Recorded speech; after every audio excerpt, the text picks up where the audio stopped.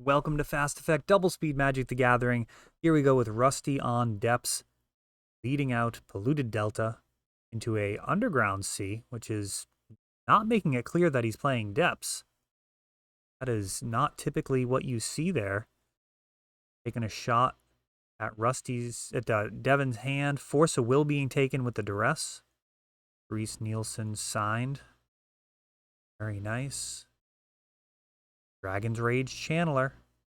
The new Modern Horizon card. We are now in the new meta with these videos. Very excited to be viewing how these cards impact things. Dragon Rage Channeler, Ragavan, Murktide, Regent. Grief in particular, I think, is going to be one of the most ridiculous cards in the new format. We'll see how that plays out. Dragon Rage Channeler turns sideways as a 1/1. And it's going to provide some card selection for Devin. One of the things of note, might not be obvious to players, Vampire Hexmage coming down, 1 mana available. And that is going to eat a Lightning Bolt. Dragon Rage Channeler is going to give some card selection, eventually growing itself. Again, triggering. Devin gets to decide if he wants this one. Wow, passing on Wasteland, probably not putting... Well, he has to put Rusty on Depths at this point. He saw a Vampire Hexmage, but Wasteland is just about as good as it gets in this matchup. Expressive Iteration. Like he's going to be getting a land into exile and a Brainstorm or Force into hand. Whatever he chooses. Hand's looking very good. Still just a 1/1. Tough to compete with the efficiency of a naturally flipping Delver. Dragon Rage Channeler, not as fast, but a little bit bigger, and certainly welcome redundancy in the 1 mana slot. I'm really curious about Grief in a Death Shadow shell. I feel like Death Shadow may end up being the better 1-drop than Dragon Rage Channeler, but we'll see. We'll save that for another video.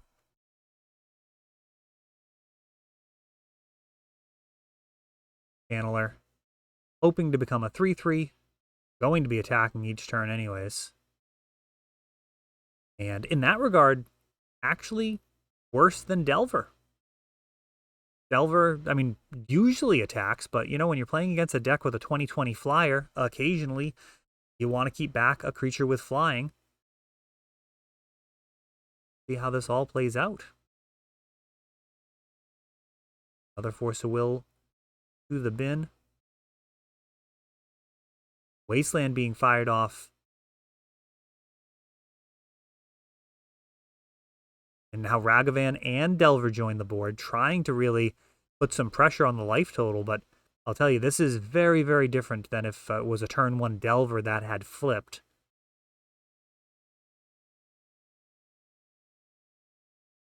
A point that I was going to start making earlier is Dragon Rage Channeler is going to be happy to put its fellow creatures into the graveyard very often, as you really don't want a glut of creatures. This is not typically what Delver wants to be doing. Usually 1, maybe 2 creatures is fine, but getting 3 or 4 creatures on board, it's not really what the deck wants to be doing. You generally would rather have more cards in hand, or perhaps in this matchup, more Wastelands available.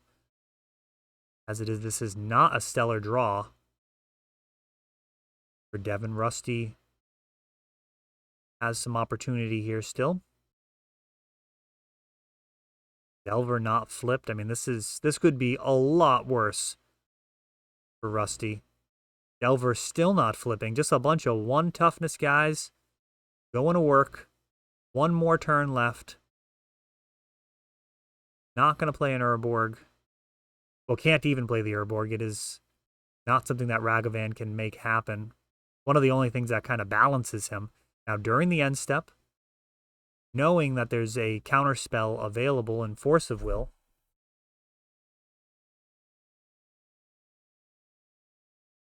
or not. Thespian Stage has been grabbed. Now Elvish Spirit Guide into another crop rotation. We lose the Force of Will? What do we got going on here? Oh, he grabbed the Brainstorm all those turns ago? maybe I missed a discard spell as well. So during the end step, getting a 20/20.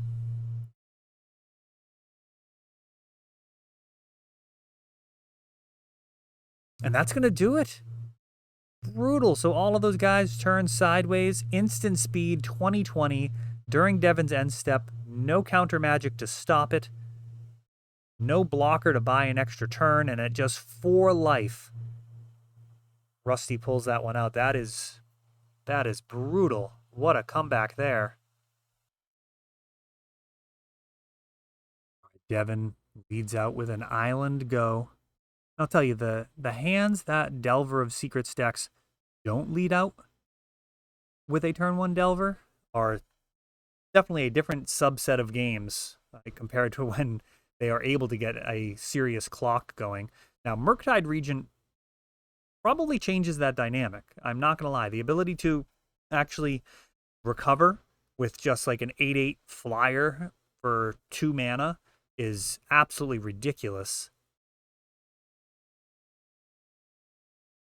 Submerge a card, which probably goes up in stock a little bit with the printing of Yavimaya. It'll be more likely for your opponent to have a forest on the other side of the board.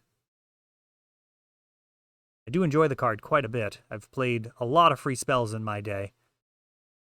There were times back in the day in Vintage where I was playing at least 16 free spells. I mean, it was 4 Force, 4 Misdirection, 4 Gush, and I had 4 Submerge on my sideboard at one point. It was a lot of free spells to be casting.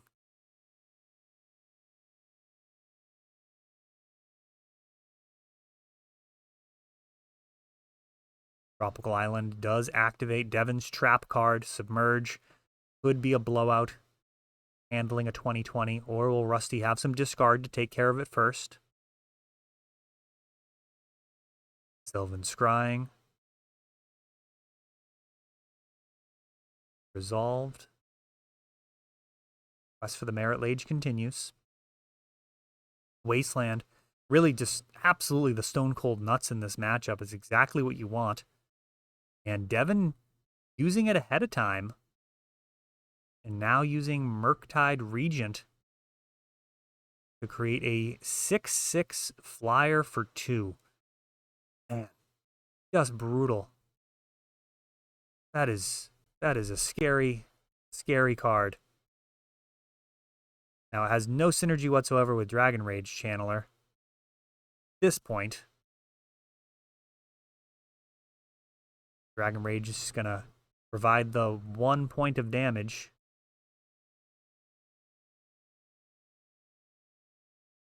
And Devon pulled off a 20/20. Submerge is certainly a big part of it. Wasteland being used to knock Devon down a notch. Also, probably not the ideal use of Wasteland. Rust's going to need basically a miracle here. There's the Dark Depths. He's a mana short. And he scoops it up. Elvish Spirit Guide would have been sick there. I don't know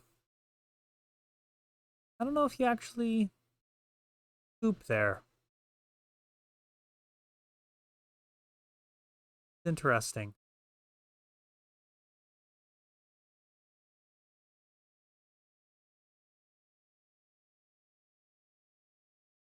My only thought there is if you don't scoop, your opponent has to attack with the Murktide Regent, obviously.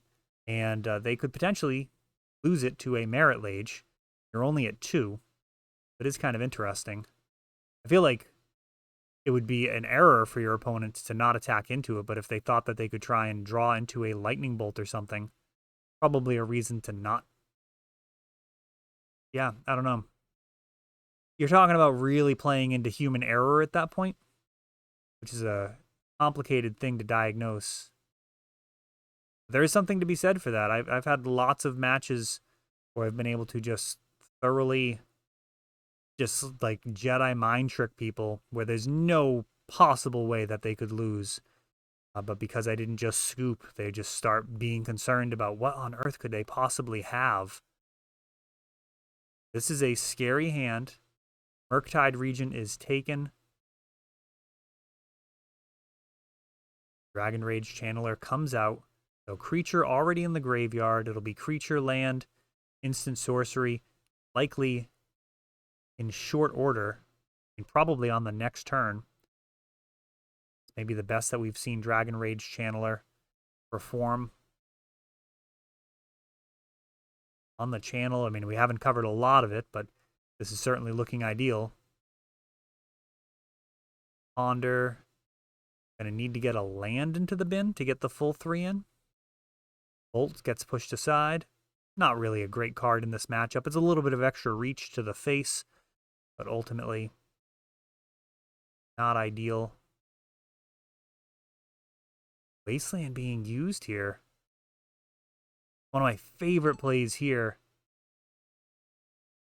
would have been if there was a basic land on board. It is a total blowout to activate Thespian Stage and turn it into a basic land in response to Wasteland. However, Rusty does have a proper response. He's going to crop rotate to grab another Thespian Stage. And, you know, my 2 cents on Wasteland in this matchup is you really want to save it for keeping them off of their combo. If they've got a Thespian Stage in a Dark Depths, they go to activate, then you can allow the Legend rule to apply, and then Wasteland the copy, the Thespian Stage, while the state trigger is still on the stack, getting a 2-for-1. So they lose their Thespian Stage and their Dark Depths, meaning that a good player just really can't go for it. And that puts them into a situation where they have to find a Wasteland or something to force the issue. That's just my sense of it. Let me know if you agree or disagree in the comments, but I just feel like Wasteland is so strong that it's too valuable to use as simple mana denial in this matchup. I think you really want to wait and have it as a response for when your opponent does go for it. Now, it's possible that Wasteland was just to get to Delirium as well. There's an argument for that. Legacy is a very complicated format. But that said, Devin takes that one down with what may be the best deck in the format now. He sees a whole bunch of terrifying cards there with both Submerge and Blood Moon. Surgical Extraction a little less so, but certainly the previous builds of Dark Depths are going to be vulnerable to Surgical Extraction if a Dark Depths ends up in the bin. I think moving forward, the new green versions with Knight of the Reliquary really give a lot of resiliency and a totally valid additional line of play.